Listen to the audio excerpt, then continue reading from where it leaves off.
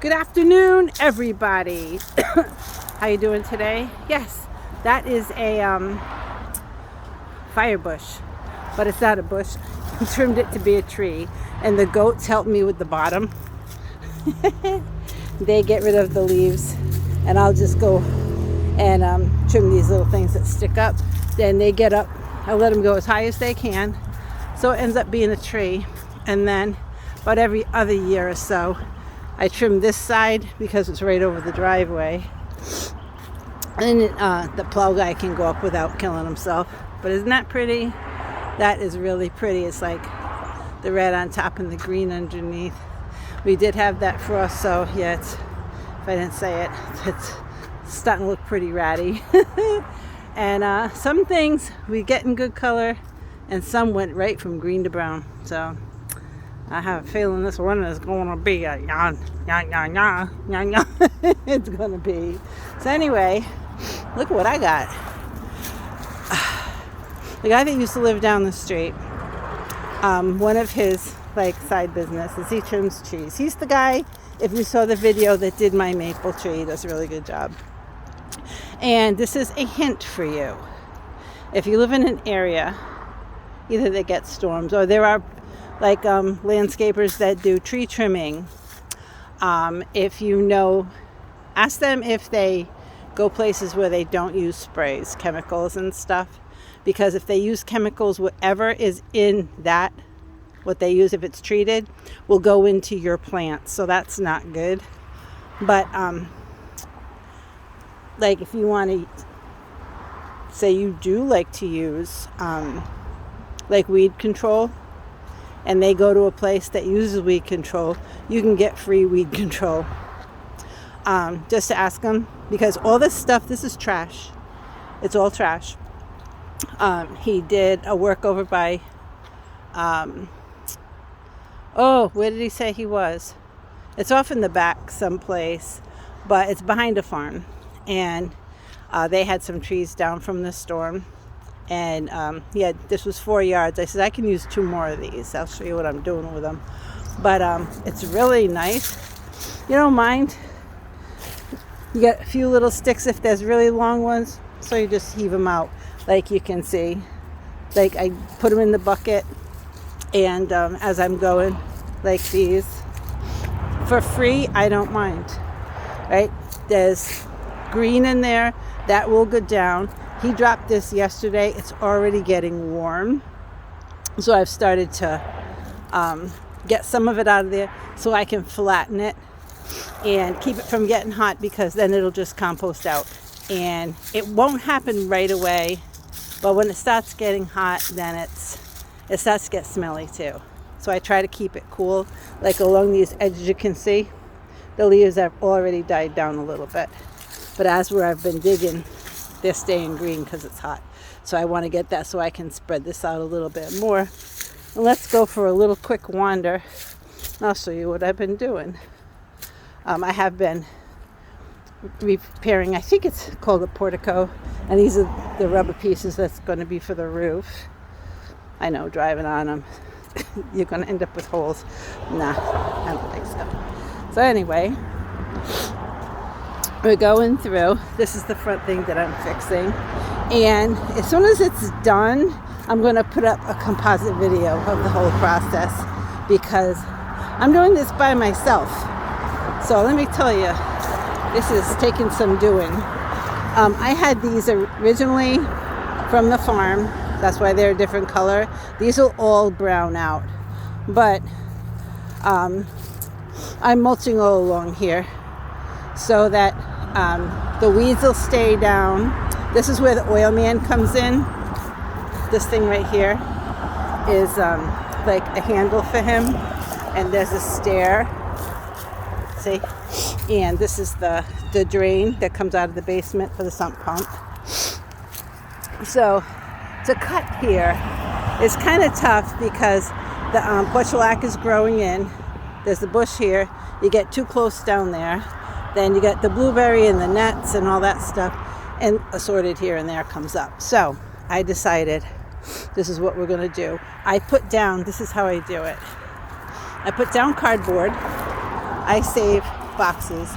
Anybody who has boxes, they say, I got boxes, and they bring them over and drop them off in my yard. You've probably seen I usually have a good collection of boxes right there. Once in a while I flatten them out, and then I let them get out and get in the weather so that they're not real stiff. Some of them stay stiff, like this one, relatively new, and there's another one behind that bush over there that's still new. But when they're stiff, they don't lay down as nice.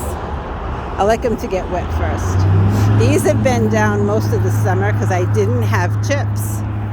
So now I'll be able to just cover these. There's a few places where the grasses came up, and I'll just put like extra cardboard there.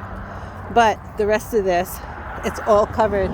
And you can see, like this is from, when did I cover this? Last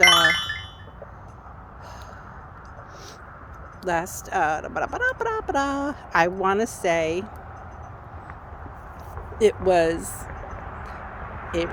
probably May, because it was after I quit work. So I think this was May. You know what? This might have been even the year before. This one I did the year before, and this is the one I did in May. Yeah, this first one here was May. And it's kind of like a bird hotel right now. But this one was done in May. And you can see it's still got the one layer of cardboard. And it's showing through. That's why this one was done.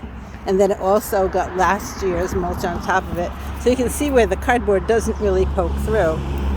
And I'll still do that until I get down and I don't either see much cardboard or a lot of weeds start coming up. Like this, I didn't have enough cardboard really. And if it starts looking like this, without the cardboard, but if it starts looking like a lot of weeds, then all I do is cover the cardboard again, put the cardboard down. These are established, so I put the acidifier, and I use Hollytone, organic Hollytone, along with compost and pine needles in the fall.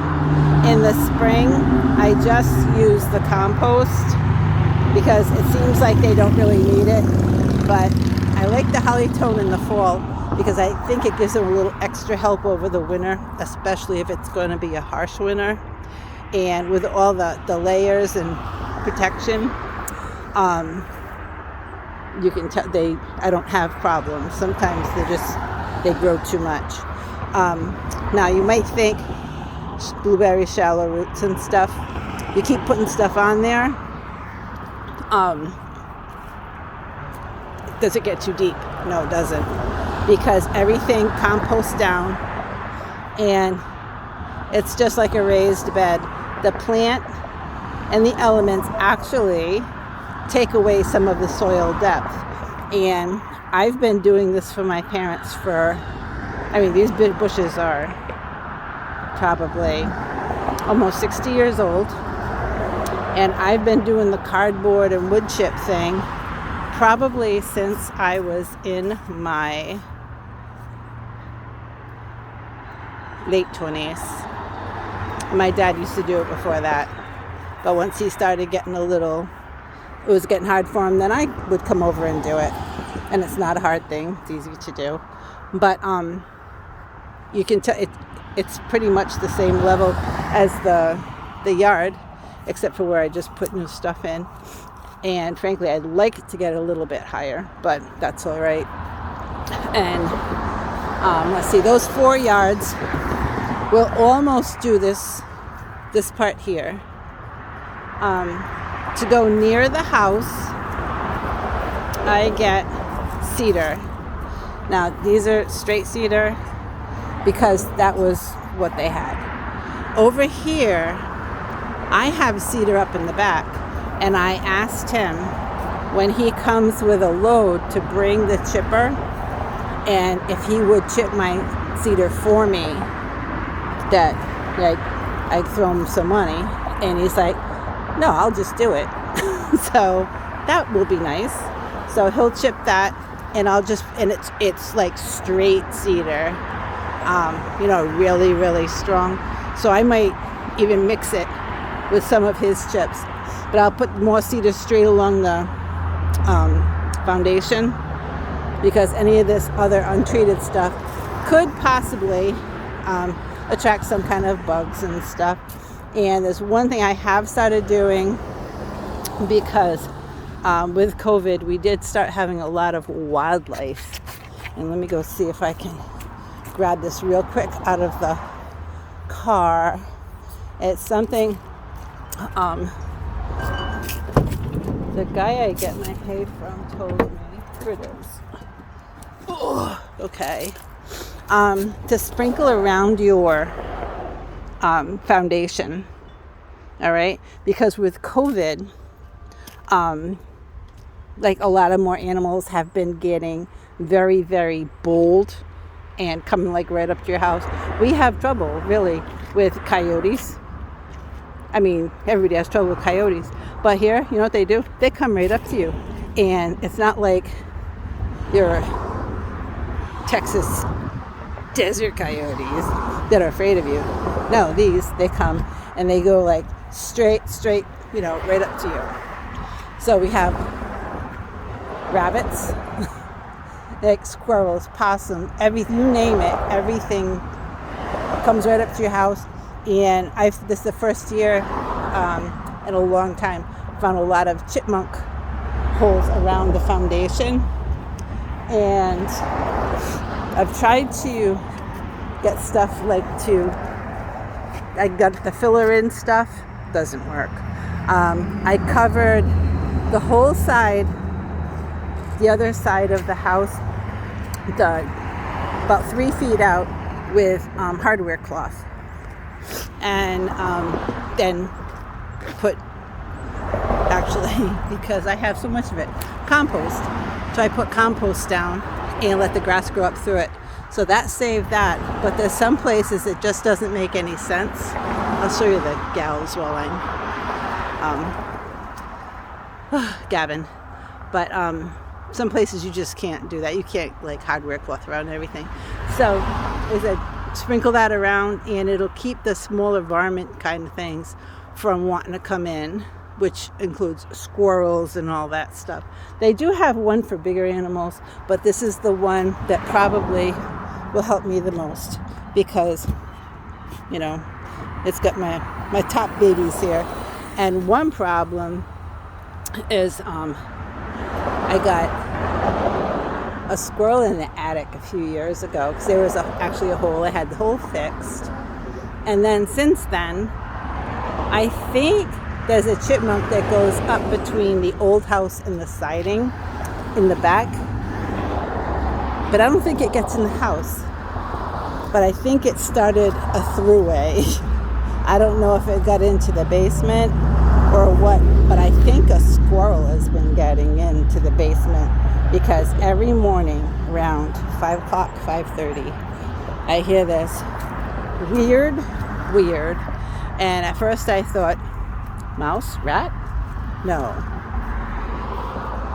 Set traps? Nothing. I got sticking traps and all like the regular mouse things. This is something that does not fall for that stuff. And it's big. Whatever it is big. I don't want to set a poison trap, because it could be a cat. I mean, seriously, it could be a cat. You don't know what it is. I don't know what it is.